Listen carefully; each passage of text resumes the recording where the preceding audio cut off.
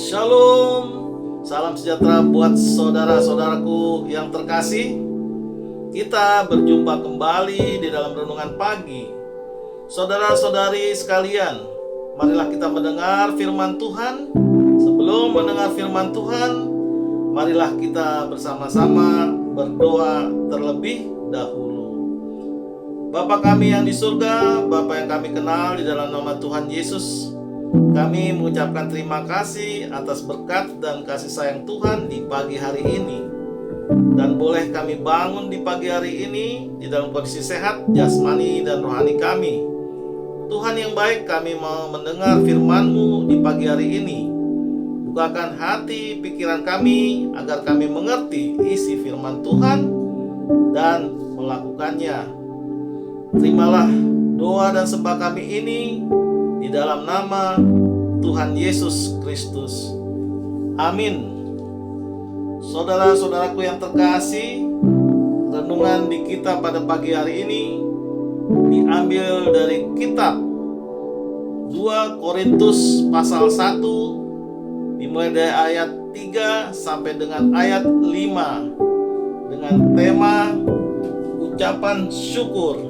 2 Korintus pasal 1 ayat 3 sampai dengan ayat 5. Ucapan syukur. Terpujilah Allah Bapa Tuhan kita Yesus Kristus, Bapa yang penuh belas kasihan dan Allah sumber segala penghiburan, yang menghibur kami dalam segala penderitaan kami, sehingga kami sanggup menghibur mereka yang berada dalam bermacam-macam penderitaan dengan penghiburan yang kami terima sendiri dari Allah.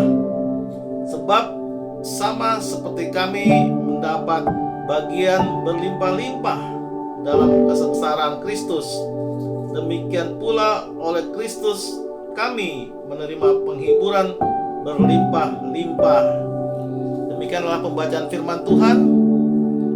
Saudara-saudari, surat ini ditujukan kepada jemaat Korintus, ditulis oleh Rasul Paulus sendiri dengan bantuan Timotius. Surat ini diperkirakan ditulis pada saat Paulus berada di Makedonia tahun 55 sampai dengan 56 Masehi. Surat ini dibuka dengan ucapan syukur pada Tuhan yang Maha Pengampun dan Penghibur. Dilanjutkan dengan pernyataan bahwa para rasul mengalami banyak penderitaan pada masa itu, namun tetap berusaha menghibur orang percaya lainnya. Paulus juga menyatakan dari penderitaan Kristus mereka mendapat berkat berlimpah serta dihibur oleh Kristus sendiri. Hal ini berarti bahwa sebagai orang Kristen tidaklah terlepas dari berbagai penderitaan dan permasalahan. Bahkan para rasul menghadapi banyak penderitaan yang tidak mudah dihadapi. Ada beberapa hal yang perlu kita teladani serta pelajari dari teks pagi hari ini, yaitu yang pertama, mengucap syukur selalu. Perikop ini dibuka dengan pujian syukur kepada Tuhan karena kasih setianya kepada orang-orang percaya. Paulus menyatakan bahwa Tuhan penuh dengan belas kasihan. Ia menghibur orang-orang yang mengalami pergumulan hidup.